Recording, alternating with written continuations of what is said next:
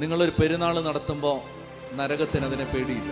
നിങ്ങളൊരു ഉത്സവത്തിൽ പങ്കെടുക്കുമ്പോൾ നരകത്തിനെതിരെ പേടിയില്ല. നിങ്ങൾ വലിയൊരു കൊടിമരം പണിതാലൊന്നും നരകത്തിന് പേടിയൊന്നുമില്ല. നിങ്ങൾ എന്തെല്ലാം ഈ ലോകത്തിൻ്റെ മേളം നടത്തിയാലും നരകത്തിനൊരു പേടിയില്ല. നിങ്ങളൊരു പായ വിരിച്ച് മുട്ടുകുത്തിയാൽ നരകം വിറയ്ക്കാൻ തുടങ്ങും.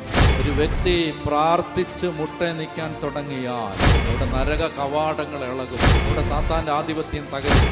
2000 വർഷം മുമ്പ് ഗലീലയിലും യൂദയായാലും ജെറുസലേമിലും മുഴങ്ങിക്കേട്ട യേശുവിൻ്റെ ശബ്ദം നശിച്ചു പോയിട്ടില്ല. അത് അന്തരീക്ഷത്തിലുണ്ട്. ഏതെങ്കിലും ഒരു കാലഘട്ടത്തിൽ മനുഷ്യന്റെ ശബ്ദത്തെ വീണ്ടും, ഈ ശബ്ദതരംഗങ്ങളെ വീണ്ടും ശബ്ദമാക്കി ഇത് തിരിച്ചെടുക്കാൻ പറ്റുന്ന ഏതെങ്കിലും ഒരു നൂതനമായ ഒരു സാങ്കേതിക വിദ്യ ലോകത്ത് കണ്ടുപിടിക്കപ്പെട്ടാൽ യേശുവിന്റെ സ്വരം നമുക്ക് അന്തരീക്ഷത്തിൽ നിന്ന് വേർതിരിച്ചെടുക്കാൻ പറ്റിയ ഒരു ശബ്ദവും ഇല്ലാതാവുന്നില്ല. അത് ഈ ശബ്ദതരംഗങ്ങളായി അന്തരീക്ഷത്തിലുണ്ട്.